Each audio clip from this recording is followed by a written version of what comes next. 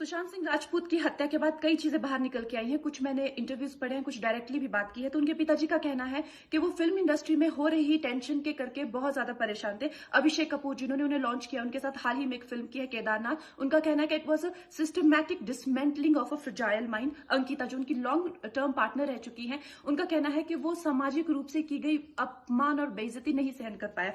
तो अब मैं आपको बताऊंगी कि मूवी माफिया ने ना कि सिर्फ उनको बैन किया था, सिस्टमैटिक डिसमेंटलिंग, कैसे कतरा कतरा करके उनका दिमाग तोड़ा गया है, उनको मारा गया है।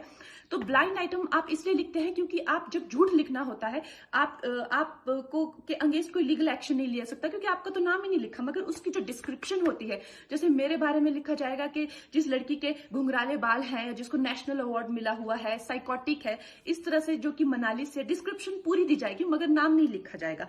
23 अगस्त 2017 को बॉलीवुड लाइव सुशांत के बारे में लिखता है कि वो जब भी सेक्स करता है तो सिर्फ अपने ही गाने सुनता है, वो सबसे बड़ा नार्सिसिस्ट है। 16 दिसंबर 2016 में मुंबई मिरर लिखता है कि सुशांत एक ट्रक ड्राइवर की तरह लगता है। 22 फरवरी 2019 को मुंबई मिरर लिखता है कि पार्टी में तमाशा करने के बाद सुशांत ने कांच की बोतल एक डायरेक्टर के सर पे दे मारी। 18 अक्टूबर 2018 को डीएनए लिखता है कि सुशांत ने अपनी को एक्टर का रेप किया और वो मीटू के चलते अब जेल जा सकता है। और ऐसी न जाने कितने अनगिनत झूठ।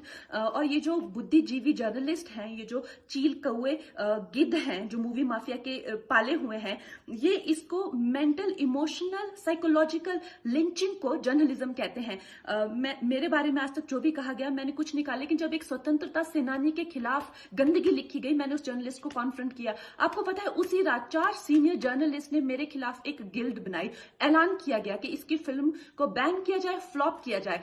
आपको पता 3000 जर्नलिस्ट गैंग अप होते हैं एक अकेली लड़की पर, उसकी इमोशनल लिंचिंग करते हैं सरेआम, और ये समाज कुछ नहीं कहता, कानून कुछ नहीं कहता है। मैंने उन पे केस करने की कोशिश की मगर 1 महीने बाद वो गायब हो गए, मेरी फिल्म रिलीज हुई, गायब हो गए। तो मेरा कहने का मतलब ये है कि अगर ये समाज जिस अन्याय की बुनियाद पर खड़ा है और कभी आवाज नहीं, आप ये पढ़ते हैं, चटकारे लेते हैं, कभी आपने सोचा है कि कभी नेपो किड्स के बारे में ये क्यों नहीं लिखा जाता है? तो ये अन्याय का फंदा किसी दिन आपके बच्चों के गले में लटका मिलेगा, आपके गले में लटका मिलेगा। इसलिए जब तालियां बजेगी और सीटियां बजेगी तब आपको पता चलेगा कि क्या गुजरती होगी।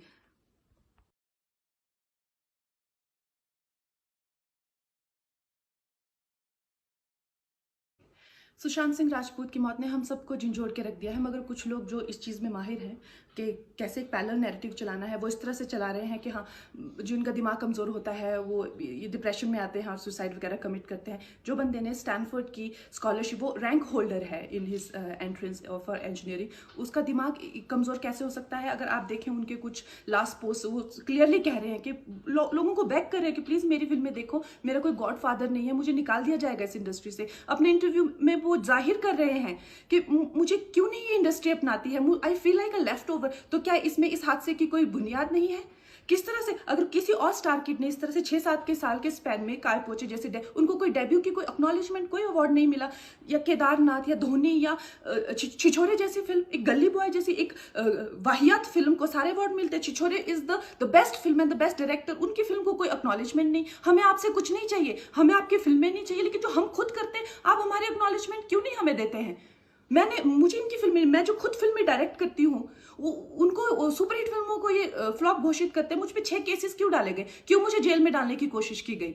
और मुझे इनके जो चमचे जर्नलिस्ट हैं, वो सुशांत जैसे लोगों पे जो ब्लाइंड आइटम्स लिखते हैं कि वो साइकोटिक है, न्यूरोटिक है, एडिक्ट है। संजय दत्त की एडिक्शन तो आपको बहुत क्यूट लगती है।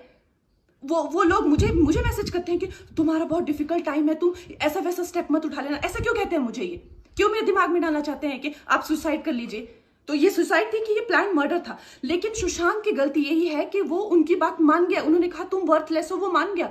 उसने he didn't remember what his mother told him. उन्होंने कहा कि तुम्हारा कुछ नहीं होगा, वो मान गया। वो चाहते ही ये है कि वो इतिहास लिखे और ये लिखे कि सुशांत कमजोर दिमाग का था। वो ये नहीं बताएंगे कि क्या सच्चाई क्या है। तो हमें ये डिसाइड करना है कि who will write the history, we will decide.